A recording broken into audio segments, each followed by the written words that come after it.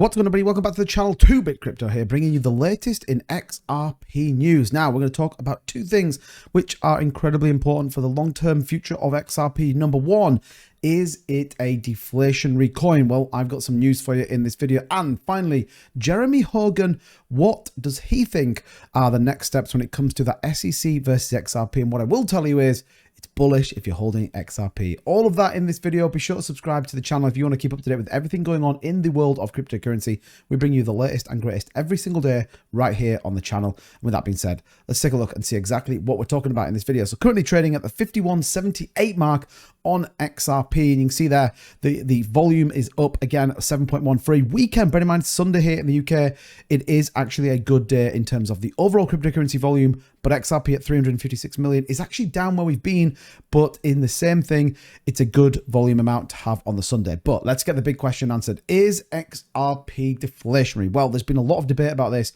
for the longest time, and it kind of is, and it kind of isn't. So there was a big debate right now over on Twitter where we talked about XRP being a deflationary coin or inflationary, depending on what's happening. Recent data does suggest, however, that a 11.6 million burn of XRP has taken place since the launch of the XRP ledger. Now, if you caught my video yesterday, you heard how important the XRP ledger is and why I think fundamentally this is the biggest utility that XRP has. It will be the forefront of everything financial institutions and development when it comes to the XRP ecosystem. But Panos Makros, he's a well-known crypto author and founder of Digital Gem, made his stance saying that XRP is deflationary, and he made his statement in response to a post mentioned above, which came from an XRPL ambassador that revealed the burning of 11.6 million XRP tokens since the launch of XRPL.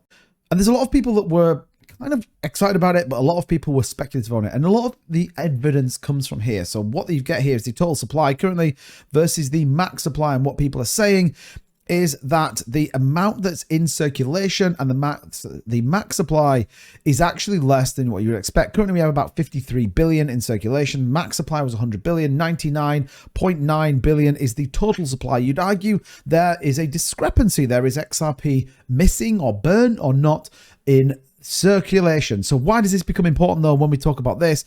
Well, it also says here that ultimately, if we want to talk about market cap, and equally that the fact that he pointed out that all XRP tokens have been circulating since day one with 100% of the supply accounted for, Makros also pointed out that locking XRP in the escrow does not affect XRP's deflationary nature. Well, a lot of people disagree with that point. So here we have the escrow. This is directly taken from XRP Ledger. What it's all about, well, there's three different types of escrow: time-based, conditional, and combination. So time-based, ultimately the funds become available after a certain amount of time.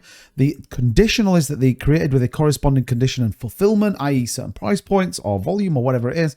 The condition serves as a lock on the funds and won't release until the correct fulfillment key is provided. And finally, the combination escrow, which combines the feature of time-based and conditional escrows, and the escrow is completely inaccessible until a specific time passes, after which the funds can be released by providing the correct fulfillment. Ultimately, the sender creates the escrow using the escrow create transaction, and the transaction defines the amount of XRP in the lockup, the condition, and the recipient of that XRP. And that's why we see a lot when it's unlocked from the escrow, and we see it kind of move around, and then it gets relocked once again into that point. So the debate here, though, is does this fundamentally affect both the circulating supply and, more important, the overall supply of XRP? Well, the reality is it's on the XRPL. It is locked away. So from everything I read, and I'd love to know your view, is that it does ultimately affect it. That if it's locked and you can't get it, it removes from the circulating supply, not the total supply. And I think that is an important point. So in the short term, it does pull it from the circulating, but it doesn't pull it from the overall one.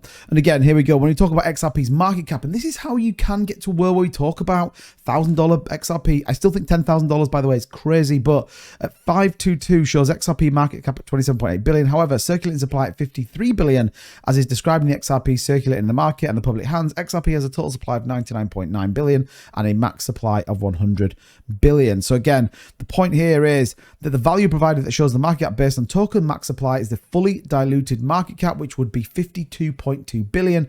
Now, if you think about where that sits as an overall cryptocurrency, it would put us at the top 5 cryptocurrency based upon that market cap. So there's a lot of debate around this escrow and a lot of view as to whether that is. My view is that it's out of the circulating supply, but not out of the total supply. Now, again, we've talked about this in a previous video. There is elements, though, as part of the XRPL that can be the deflationary nature of this one. We'll break that down in a couple of other videos, so make sure you subscribe for more. But finally, Jeremy Hogan. Now, Jeremy Hogan, I've been in a couple of his Twitter spaces, pro cryptocurrency, pro XRP, talking about what the outcomes for the SEC are, and they are very limited, and ultimately there's a long road ahead. April 24th is the court date. April 16th is that pre-trial date. So we do know back July 13th, Judge Elisa Torres ultimately decided that XRP was no longer a security. We just recently had the fact that she threw out the interlocutory appeal from the SEC. So a couple of L's for the SEC versus XRP right now. But what are their possible outcomes? Well, number one is we go to trial. Ultimately, it goes to the courts and people decide whether it was a security or not. Given everything that we've got against the SEC, probably doesn't feel like something they want to do. Hogan giving it a 40% chance. A settlement with individual defendants. Remember, the XRP case is made up of 3 different ones. Brad, Mike, and the XRP securities and sales on the secondary market. Hogan gives the option 32% of settling with the individuals. Full settlement. This is where ultimately XRP decides with the SEC that they agree, whatever it is.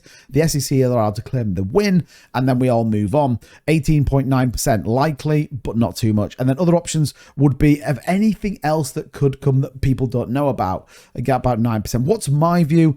I think it goes to trial. I think the only way this doesn't is the SEC pull out. And the SEC have too much to lose. We already know, suing Coinbase, suing Twitter, and ultimately if they then go ahead and try and go after XRP, well, I don't think it may particularly end right. We already know that Judge Elisa Torres voted twice now in the favor of XRP. But what does it mean for the price right now? Well, we're currently sitting on this 200 EMA right now. We want to see this kind of bounce to the upside. I talked yesterday about XRP looking better than the market. We just had a pretty big sell-off in Bitcoin, but we broke this support line, so we could be in for some slightly further push downs, maybe even down to this 5092 range before we then see a bounce back up to retest PLC at 5214. So keep an eye on it. XRP though, long-term, super bullish. Short-term, I think we could still see some pretty big volatility. But as always, let me know in the comments down below. And if you like this content, you know what to do. Smash the like button. As always, thank you so much. Please subscribe for more. I'll see you in the next one. Bye-bye.